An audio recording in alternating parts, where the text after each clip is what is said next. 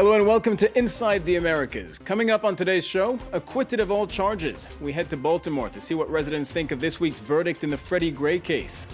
Tackling Islamophobia, we meet Muslims who are fighting discrimination in the United States. And there's an app for that. We see how Los Angeles drivers are bypassing petrol stations. First, we begin in Baltimore, where a police officer has been acquitted of all charges relating to the death of Freddie Gray. Gray died in circumstances that remain unclear in the back of a police truck last year. And for many in Baltimore, the case came to symbolize police violence, especially against the African-American community. Philip Crowther and Gallagher Fenwick met the residents of Baltimore after the verdict. The streets of Baltimore were calm the day a man many here believe was guilty was in fact acquitted. This was the first verdict for a police officer charged in connection with the death of Freddie Gray. People don't do crime in the rain, you feel me? If it would have been sunny, I would have straight went to the district and threw hella fucking water balloons at him, you feel me? We had some good police and we had some corrupt police. I am a mother of a Baltimore City police, and I'm proud of it. All day and all night, Freddie Gray is at the center of discussions throughout the city of Baltimore. Many of the people we've spoken to here don't expect any type of justice to be served when 5 more police officers go on trial. It's a win-win situation with the police. They're going to always get away with stuff. They got away with a lot of stuff through all the years. To us, we the criminal, not them, because they wear a badge and a gun. If you be honest, if you ask the officer right now, officer, have you got out the car and embraced these individuals? Have you spoken with them today? Have you say how you doing today? I guarantee his answer would be no. You know, so right now there's a disconnect between the community and police. All right, I'll catch you later. Wesley West is a pastor who walks these streets with a mission to bring the police and the city's people that little bit closer. Right now, they are miles apart. You want to talk about the community, Baltimore? Oh, you know I can't. You can't talk about why, because you got the shield? No, you got to go to our public information So officer. we got to talk to a spokesperson. We can't talk to you as a person and how you feel about Baltimore. No, unfortunately, no. Why is that? It's just politics. The pastor says that his presence alone here has actually made for fewer murders in this, one of the city's many crime hotspots. They won't be disappearing anytime soon.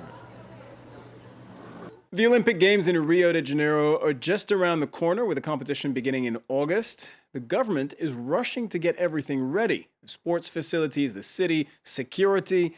But such a huge undertaking comes at a cost, and the city's poorest residents often are the ones who pay it.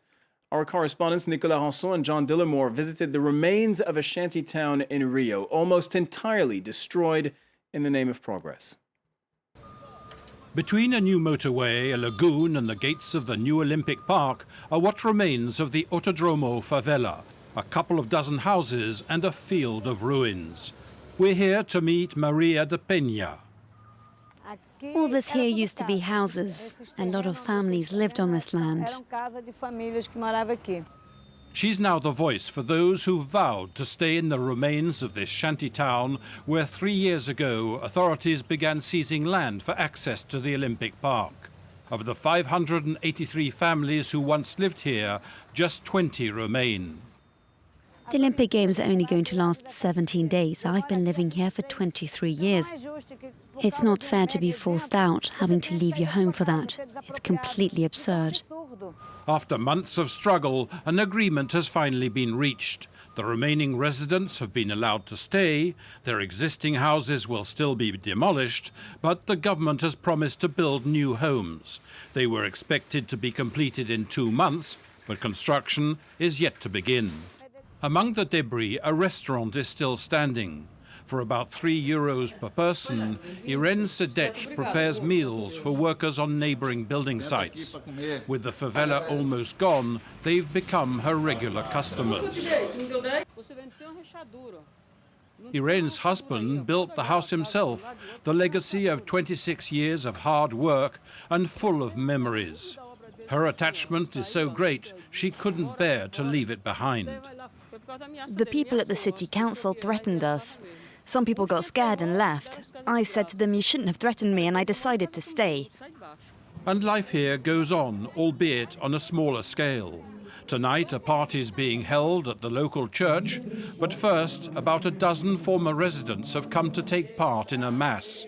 The priest has a long association with the area and its people. These big events encroach on the rights of those living here, people who've put down roots. And that's a problem. This is a struggle to maintain the dignity of those who have their origins in this place. Hola. Despite the destruction, the community spirit has survived. And tonight, Maria has reason to smile as she's reunited with some of her former neighbors. But while she's still waiting on her new house, she's wary about the future. I don't think this is really over. You never know. But I hope that it's the end of the story for Vila Autodromo, and that the same thing doesn't happen to another favela, because it's very difficult. It's a bitter struggle. A struggle that will only end when Maria and others like her are in their new homes.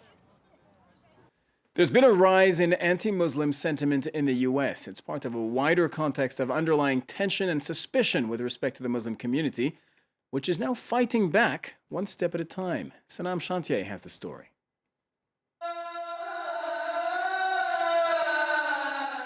The call to prayer, a familiar sound in Riyadh, Rabat and Cairo.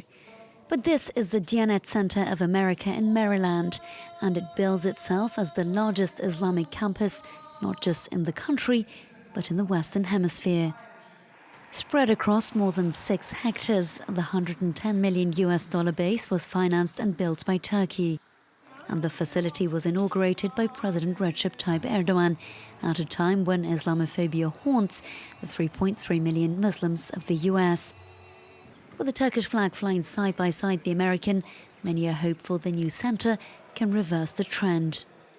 We talk about Islamophobia a lot, because this is an escalating issue, and we try to teach people how to be proud of their identity as Muslims, how to even show their Islam in a way that will tell the American people that we are American like you, we love this land, we respect the laws of the land, we love this soil. Since the official opening of the Diyanet Center in April, and despite initial concerns from neighbors, the facility has had a promising start. Also making strides against Islamophobia from her kitchen, Amanda Saab. She's the first hijab-wearing chef to appear on primetime television in the US, and she's now using Middle Eastern cuisine to narrow the gaps.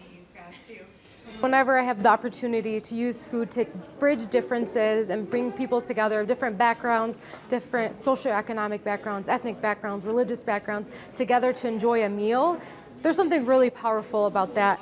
And powerful it's been for the students taking her culinary classes. I think people are pretty unaware of what it's like to be coming from a Muslim culture, either from the religion or from the culture. Saab's kitchen sends a message beyond the flavors of her hummus, dolmas and tabbouleh. She wants the world to know that she's living the American dream as a Muslim. Now consider this. What if you never had to queue for petrol again? What if, in fact, you never had to go to a petrol station again? One company in Los Angeles has turned that dream into a reality. And with business booming, it hopes to conquer the country, and why not the world? Catherine Clifford reports. Many Americans, Mary drives to work every day, but she hasn't set foot in a petrol station for the past 6 months. Instead, she fills up via an app on her phone. Gas station. Hate going to the gas station. Takes a lot of time, Sometimes it's unsafe, so this is more efficient. I'm at work, getting gas, never have to go to the gas station. Mary heads to the office, and an hour later, fuel is delivered directly to her car. As you can see, the gas cap is open, ready for me to pump gas. It's the same price as going to the station, plus €5 for delivery. This courier takes jobs all over Los Angeles. Then I put it inside. Like an Uber driver, he's paid per job. An app on his phone geolocalizes orders, and all that's left for him to do is deliver fuel to anywhere within the city at any time.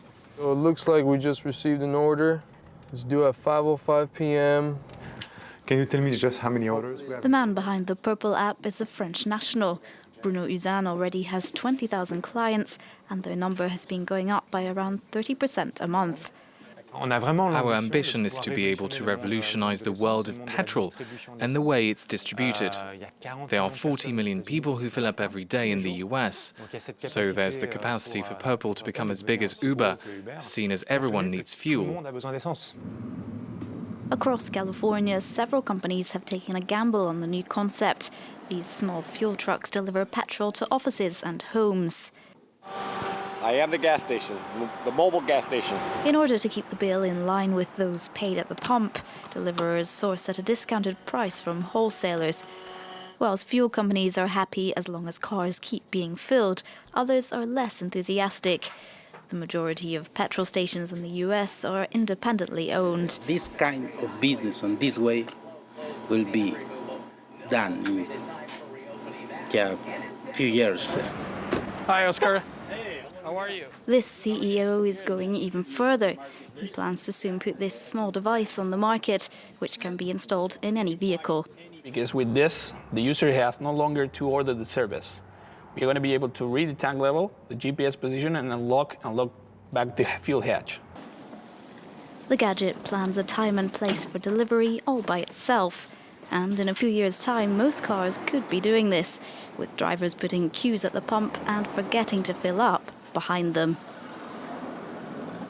That's it for this edition of Inside the Americas. Thank you for watching, and see you next week.